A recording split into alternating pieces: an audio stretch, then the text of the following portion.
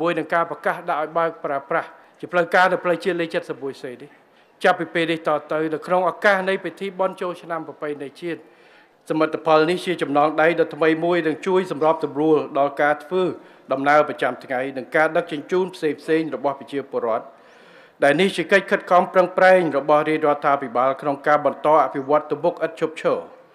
លើវិស័យហេដ្ឋារចនាសម្ព័ន្ធដឹកជញ្ជូននិងការតភ្ជាប់ប្រតិកលាពីតំបន់មួយទៅតំបន់មួយ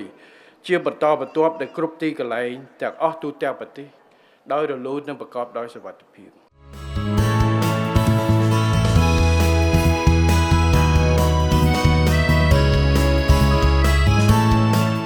ខ្ញុំបាទសូមគោរពរាយការណ៍ជូនសម្ដេចធិបតីនាយករដ្ឋមន្ត្រីនិងអង្គពិធីទាំងមូលមេត្តាជ្រាបដ៏ខ្ពង់ខ្ពស់ខ្សែផ្លូវនេះមានប្រវែងសរុប 114.992 គីឡូម៉ែត្រគម្រោងនេះត្រូវបានសាងសង់ឡើងស្របតាមបច្ចេកទេសរួមមានផ្លូវមេប្រវែង